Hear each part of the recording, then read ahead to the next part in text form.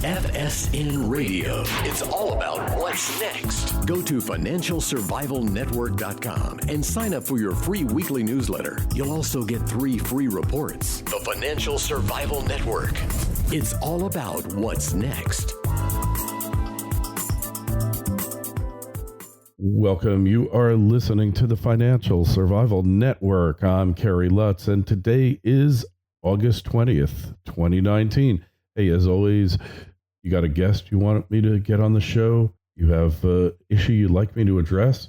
Love to get your feedback and your suggestions. The email address is kl@kerrylutz.com.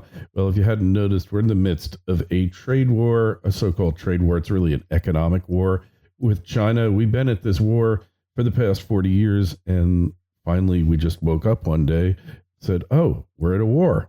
We're in a war, but in every war there are casualties, economic or otherwise, and certainly we're starting to see the pain here on both sides of the border. And, well, Allison Ostrander is with us now from simplertrading.com. And Allison, welcome back. So what do you make of the trade war? Where is this thing going to head? Well, I certainly think we're still kind of at a standstill. I mean, we've been in this trade war for over a year now. And in all likelihood, it does seem like it's going to continue at this point. China's been very, stern on what they're looking for. And of course, the U.S. and Trump certainly don't want to back out what they're looking for either. So it kind of continued this whole, I'm going to look to do this to try and pressure you, and then China retaliates saying, well, I'm going to do this to pressure you back. So what's interesting to me is the fact that last election, I should say, China had actually predicted that Trump was going to win the presidency. And I'm certainly not getting political here. I like to look, though, at how the market could react to something. So this election, China's predicting that a Democratic president will win. So if they're correct in these predictions, with Chinese that are doing these numbers, then what China could be looking for is to kind of hold out until after the 2020 election to see whether or not they get a Democratic president. Because if they do, they might be looking at that as the potential of being able to get a better trade deal on the table. The person who comes in, whoever that is, if it's other than Trump, might be looking to try and solve this issue a little bit more quickly. And so China thinks it might favor them a bit more in the long run. At the same time, though, it's kind of like a game of chicken, because if Trump does win the next election again, then he is, of course, probably going to stay with the same precedent that he's been doing. And the real question is, how much longer can China kind of hold out doing this before it really starts to feel the effect, just like we're starting to feel the effect on our end? So where they might not come to a deal, and it might be closer to what Trump is asking or looking for within that deal. So to me, it's kind of a game of, they could easily see if they can stand waiting until the election. And if they do, determining whoever comes into it, that's what China might be looking for, is, do we get maybe a more favorable deal if we're patient and can allow ourselves to wait a bit longer before trying to come to an agreement? Though, that kind of attitude with Trump is really dangerous, because he's one of those guys like Mr. Wonderful on Shark Tank, which is, hey, my first offer is my best offer. And you start playing the election game, you start waiting around for my replacement, and God help you if I win, then you're really going to have problems. Maybe those tariffs will go up to 50%. There's no telling what he's going to do here. And, Chinese election predictions, well, who knows about that? They've been, it's kind of like the I Ching sticks. You throw them out and you kind of interpret them the way you want them to be, more so than there being any objective reality to it. That's kind of electioneering. I mean, there's so many factors involved. Absolutely. I can't help but agree with you on both your thoughts about how he is very similar to Mr. Wonderful, as well as it, being all prediction. Anything could happen. The question is, will China try and hold out for it? Can their economy and our economy kind of hold out for it with the tariffs currently implemented to be in place before it occurs? But certainly Trump talked about adding on tariffs at the start of September. He went back on some of those. And I think a part of the reason why he went back on that, of course, he mentioned, some of the more retail side to help prep so it doesn't hurt the holiday season for consumers. But it's also to build more time for that reaction to occur. When we first saw that news come out that he was putting on those tariffs in September, it gave us less than a month for the market to really react and price in those potential moves and what that could mean for the overall market in general. And so we were seeing a much stronger, volatile market the last few weeks. And then when he came back out saying, okay, well, some of these will actually be pushed until December, what he's doing is now giving more time to allow the markets to react. So it's not, as dramatic or a volatile move. It can be, a more gradual move that occurs. Still doesn't mean, those tariffs won't be implemented in December, but it at least gives a few months rather than a few weeks for the market to kind of price in everything there. And we don't know what the response was on the Chinese side either that might have led to that. We really don't. And nobody's talking. Right. Nobody's talking, and that's the thing. It's been very quiet on the trade front recently since he did that. The Chinese are not saying much, and neither are the American trade negotiators. It's all been very hush-hush, which leads me to believe that a deal is afoot. A deal is afoot. They can, I think their worst move is to hold out for the election because incumbents just have a way of winning, no matter how unpopular they may be perceived to be. There's so many advantages, and the economy is still doing pretty well. Whether that continues or not, anybody's guess. But, it's like the aircraft carrier turning around. It takes a long time to turn around, and, who knows what'll happen in the meantime. So, game of chicken, not so much. It's more calculated than that. It's kind of like a game of Russian roulette where that all the chambers are full or empty. So you're either not going to pull the trigger or you'll gladly pull it because there's nothing in there. So, it's anybody's guess what's going to happen here. But on the other hand, China exports $550 billion to the U.S. and they import $150 billion. That is a little off balance, and not even talking about the intellectual property theft and all that. There's, a lot. It's a hugely imbalanced relationship that really can't go on that way, one way or the other, because the country just can't take it. The currency eventually issues are going to happen here. Things will happen. Yes, I think this, kind of trade war has been a long time coming, in regards to what you just mentioned now. It's certainly off balance. There's certainly, implications of theft in terms of, the ideas and the property around certain technology and things like that. So it does need to be addressed, and clearly it's trying to be addressed now. But the longer this goes on, the more it's going to start hurting both sides of the economy. And both countries are trying to do what they can to help offset that. Of course, Trump coming in to try and, pressure the Feds to look at doing another rate cut on top of what they've just done, discussing about a potential payroll tax, kind of like what Obama did to help, bring more money into the pockets of consumers, and in turn, ideally having the consumers, go out and spend that money to help boost up the economy some, are certainly being talked about to, in a way, try and offset the overall tariffs and what this trade war is essentially doing to the economy overall.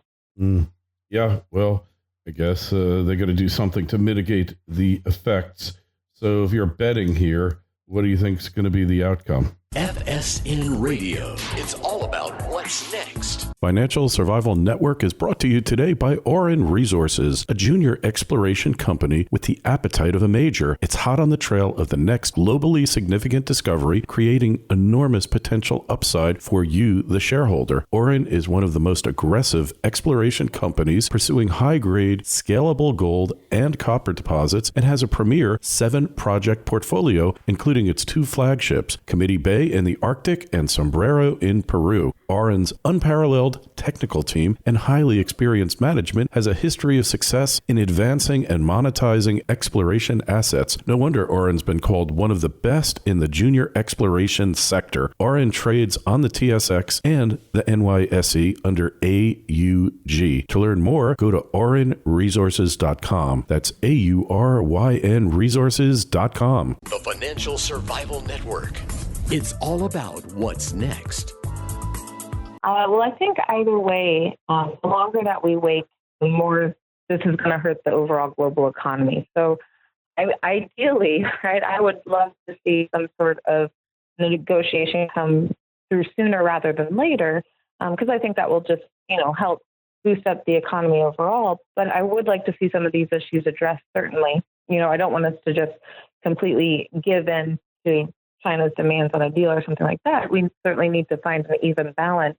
But at the same time, the pessimistic side of me could certainly see potentially this going on for until 2020, until the election. I don't want it to, but the fact that we've already been in a trade war for so long, I could easily see it being pushed out until then, before a deal comes through.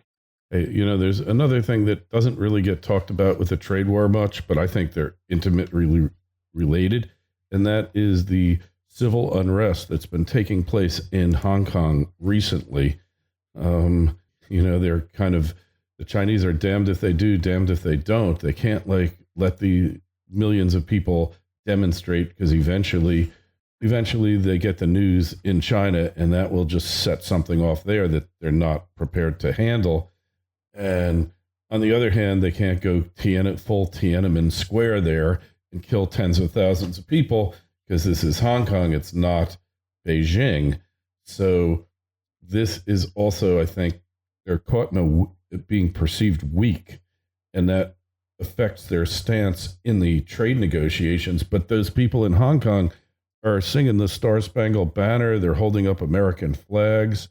I mean, this has the potential to really upset the whole apple cart, doesn't it? Yes, Hong Kong is definitely right now putting pressure on China, and in no way do I think it will get as far as Tiananmen Square, because fortunately or unfortunately now we have a lot of ways to be able to easily get video, easily spread the word out there, not just within one country but across the world. So I think there's a lot more pressure here where they would have a hard time trying to pull anything like that, which, hopefully never becomes the case again. And at the same time, yes, it's definitely causing unrest.